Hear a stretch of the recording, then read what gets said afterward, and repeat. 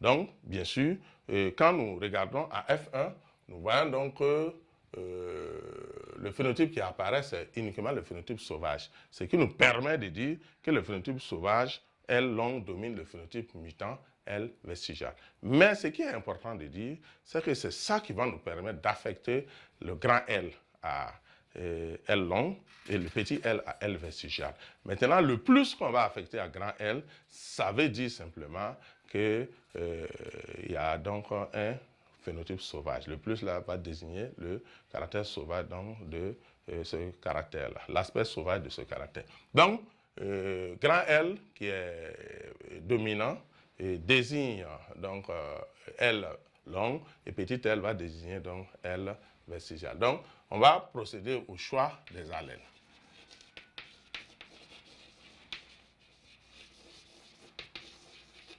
Donc, je vais prendre, donc, comme je l'ai dit, grand L plus pour désigner le caractère sauvage, donc pour L long.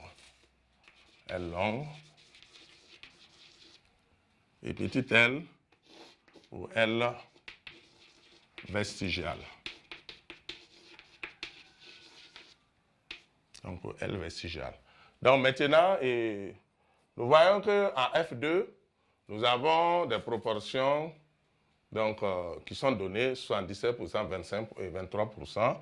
Et nous pouvons estimer que la F2 est hétérogène et est constituée donc des proportions 77% et 25%, qui sont des proportions qui sont très proches, très voisines de 75% et 25%, qui nous rappellent donc les proportions donc, de F2 de monohybridisme à gène autosomal, donc avec à gène autosomal, c'est un seul gène, et gène autosomal donc avec dominance de caractère. Donc nous partons sur la base que nous avons affaire à un monohybridisme à gène autosomal avec dominance donc de caractère. Ce qui nous permet en même temps de passer à l'interprétation. Comme je l'ai dit, la plupart de ce qu'on a dit, on a déjà fait ça dans le chapitre 2 avec le monohybridisme. Donc il n'y a pas grand-chose. Le changement, comme je l'ai dit, c'est seulement au niveau donc du choix des allèles où il faut affecter le plus pour signifier que c'est sauvage. Donc ça désigne donc le phénotype sauvage. C'est tout, sinon le reste, il n'y a pas de changement.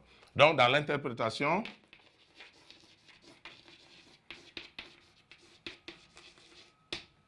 donc nous allons prendre les parents et les croisements, donc premier croisement. Donc parents, donc P1 croisé avec P2. On a phénotype. Donc, L long. Donc, L vestigial. Génotype. Et là, il faut faire très attention.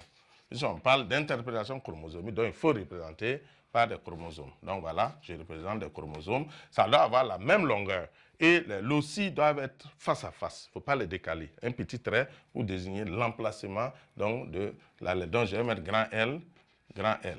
Donc ici, je représente les chromosomes. Je mets petit L et petit L. Voilà. Donc ça, c'est les génotypes. Maintenant, les gamètes.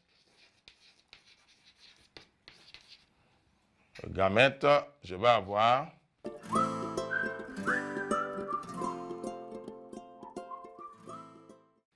donc 100% de grand L et 100% de petit L. Donc la fécondation, bien sûr, il faut réunir ces deux gamètes.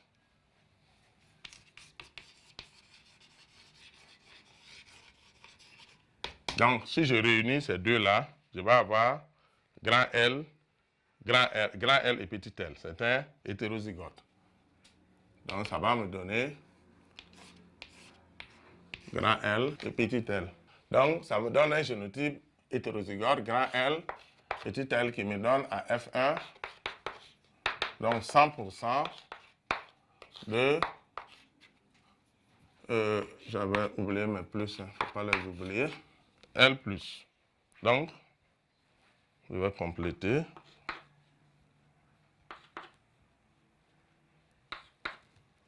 Voilà, donc il faut ajouter toujours le plus pour signifier le caractère sauvage.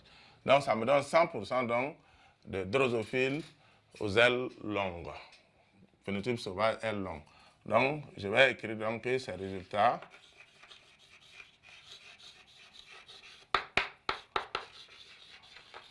théoriques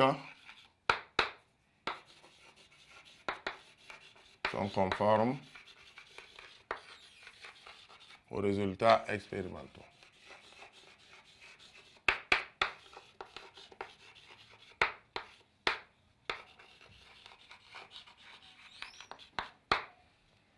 Donc, ce qui nous permet de passer au deuxième croisement.